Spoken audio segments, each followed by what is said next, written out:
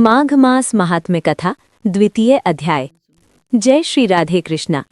आप सभी का पुनः स्वागत है आपके अपने YouTube चैनल कृष्णा कृष्णा में। आज आप सुनेंगे माघ मास महात्म्य कथा का द्वितीय अध्याय। कल आपने प्रथम अध्याय में माघ स्नान के महत्व और राजा दिलीप की कथा का आरंभ सुना था। आज उसी कथा का अत्यंत पुण्यदायी और चमत्कारिक प्रसंग आपके समक्ष प्रस्तुत है। तो आइए कथा का श्रवण प्रारंभ करें। बोलिए प्रेम से भगवान विष्णु की जय, माता लक्ष्मी की जय, सर्व देवी देवताओं की जय। तपस्वी द्वारा माघ स्नान का उपदेश। महर्षि बोले, हे राजन, तुम अत्यंत सौभाग्यशाली हो जो इस पवित्र माघ मास में इस पुण्य सरोवर के तट पर आए हो। माघ मास में जल, थल और आकाश तीनों में दिव्य शक्तियां विशेष रूप से सक्रिय रहती हैं। इस मास में किया गया स्नान, दान, जप और व्रत मनुष्य के जन्म जन्मांतर के पापों को भस्म कर देता है।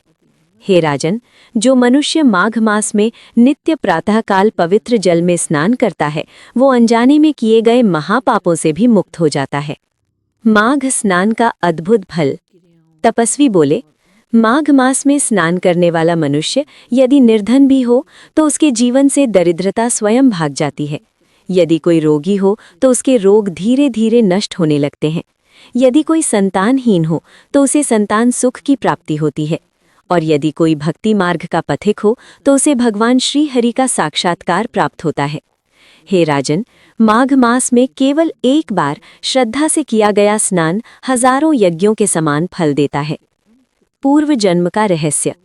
राजा दिलीप विनयपूर्वक बोले, हे महात्मन, आपके वचनों को सुनकर मेरा हृदय अत्यंत प्रसन्न हो गया है, परंतु कृपा करके ये बताइए कि क्या केवल स्नान से मनुष्य इतना पुण्य पा सकता है? तपस्वी मुस्कुराए और बोले, हे राजन, मैं तुम्हें अपने पूर्व जन्म की कथा सुनाता हूँ। पूर्व जन्म में मैं एक अत्यंत दरिद्र और पापमय जीवन जीने वाला मनुष्य था।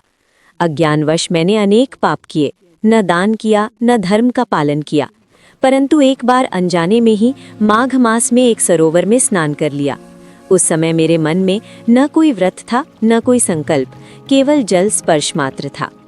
तपस्वी बोले, हे राजन, उसी एक स्नान के प्रभाव से मुझे अगले जन्म में तपस्वी का शरीर प्राप्त हुआ। आज मैं धर्म, ज्ञान और भक्ति से युक्त हूँ। ये सब माघ स्नान का ही प्रताप है।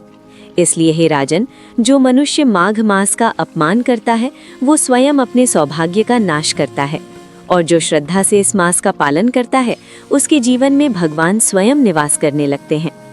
राजा दिलीप ये सुनकर भाव विभोर हो गए। उन्होंने तपस्वी के चरणों में साष्टांग प्रणाम किया और बोले, हे महात्मन, आज आपने मेरे जीवन को धन्य कर दिया। मैं आज से माघ मास में नित्य स्नान, दान, जप और ब्राह्मण सेवा का संकल्प करता हूँ। मेरे राज्य में कोई भी प्राणी माघ स्नान से वंचित न रहे, ऐसी व्यवस्था में अवश्य करूंगा। महर्षि बोले, हे राजन, यही माघ मास का सच्चा महात्म्य है। जो स्वयं धर्म अपनाए और दूसरों को भी धर्म मार्ग पर चलाए, वही सच्चा राजा है।